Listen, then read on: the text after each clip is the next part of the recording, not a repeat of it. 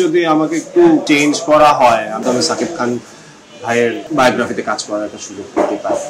মিথ্যে কথাটা তো আর পুরুষ মানুষের ব্যক্তিগত সম্পত্তি না, ওখানে তো কপিরাইট মারা নাই। কাজ করতে ভালোবাসি, কাজের মধ্যেই থাকছি। কাজটা আসলে ডিরেকশন দিচ্ছেন প্রীতি দত্ত, ক্যামেরায় আছেন বিশ্বজিৎ দত্ত। আমি এই কাজে আমার কোস্টার পেয়েছি নিদ্রা দে নেহাকে। আর কাজটার নাম হলো অপেক্ষা, নাটকের নাম অপেক্ষা। খুবই সুন্দর একটা গল্প। এখানে আমি বেশি কিছু বলতে চাই না প্রজেক্টটার ব্যাপারে, গল্পটার ব্যাপারে, কিন্তু রেগুলারলি যে ধরনের গল্পে কাজ করি সেই গল্পের চেয়ে এই গল্পের প্লটটা একটু ডিফারেন্ট। সাধারণ ছেলের গল্প যে মানুষকে খুব হেল্প করতে পছন্দ করে, এই হেল্প করতে করতে সে একটা কিছুর মধ্যে হয়তো জড়িয়ে যায়, হয়তো তারপরে তার সাথে আরও খারাপ কিছু হয়, এবং আলটিমেটলি কিভাবে সে উদ্ধার পায়, আদৌ কি পায় কি পায় না, সেটাই হচ্ছে এই গল্পের মেইন। বাস্তব জীবন প্রত্যেকটা কাজেই কিছু না কিছুভাবে নিজের রিয়ালিটিকে কানেক্ট করার চেষ্টা সবসময় করি। আবার অনেক সময় দেখা যায় কিছু কিছু গল্প আসে যেগুলো একদম রিয়ালিটি থেকে ভিন্ন, তখন হয়তো কানেকশনটা যতটা কম থাকে তত ভালো হয়। চেষ্টা করি কানেকশন রাখার, এটাতেও রেখেছি। এটা গল্পটা যখন দেখবেন তখন হয়তো বুঝতে পারবেন, যারা আমাকে আসলেই চিনেন তারা হয়তো কানেক্ট করতে পারবেন আমার সাথে কিছুটা।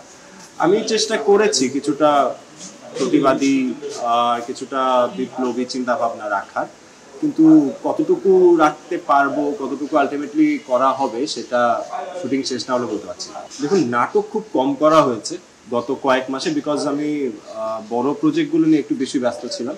তার মানে এটা না যে নাটক করতে চাই না, নাটক খুবই ভালোবাসি, নাটকেই কাজ করতে চাই, সবসময় নাটক ভালোবেসেই থাকতে চাই, কিন্তু তাও মাঝে মধ্যে কিছুটা করেছি। বড় প্রজেক্ট করেছি আমি, আশফাক নিপুণের একটি সিরিজ করেছি হইচইতে, জিম্মি। এরপর রেজা গালিবের একটি সিনেমা করেছি মস্ত বড়। এছাড়া এন রাশেদ চৌধুরী পরিচালিত সখী রঙ্গমালার শুটিং চলছে, ফার্স্ট লট শেষ, সেকেন্ড লটের প্রস্তুতি নিচ্ছি। বিভিন্ন দিক থেকে হয়তো বিভিন্নভাবে কানেক্টেড হয়ে যায়। 840-তে আমাকে তো মুস্তাফা ফারুকী নিজেই কাস্ট করেছিলেন, সো আমি নিজেকে ওই ছাঁচে ফেলে ওভাবে অভিনয় করেছি। এখানে প্রীতি দত্ত আমাকে কাস্ট করেছে, সো আমি উনার মতো করে উনার ছাঁচে কিছুটা নিজের রিয়েলিটির সাথে কানেকশন রেখে কাজটা করছি। সব সময় কেন আসে ওটার উত্তর আসলে ডিরেক্টররা বলতে পারবে।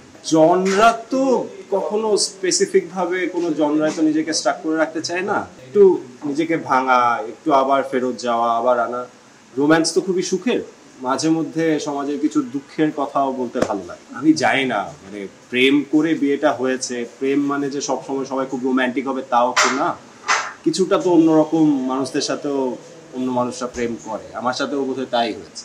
আমার বউ রোম্যান্টিক। আমি ফিল করতে পারার কথা না ভাই, কারণ আমি অ্যারেঞ্জ ম্যারেজ করিনি, আমি লাভ ম্যারেজই করেছি। আমি ওটার ব্যাপারে জানি পার্থক্যটা কি। আমি তো অ্যারেঞ্জ ম্যারেজ করিনি, তাই আমি বলতে পারছি। শুনেছি অনেকে তো অ্যারেঞ্জ ম্যারেজ করেও খুশি থাকে, প্রেমটা হয়তো বিয়ের পরে হলো, বিয়ে ঠিক হওয়ার মাঝখানে অনেক সময় কিছু সময় পান, প্রেমটা হয়তো তখন হলো, আস্তে আস্তে গ্রো করলো। লাভ ম্যারেজেও কিন্তু বিয়ের পরে প্রেম অন্যভাবে ধরা দেয়, অন্যভাবে গ্রোথ আসে জীবনে। মিথ্যে কথাটা তো আর পুরুষ মানুষের ব্যক্তিগত সম্পত্তি না, ওখানে তো কপিরাইট মারা নাই।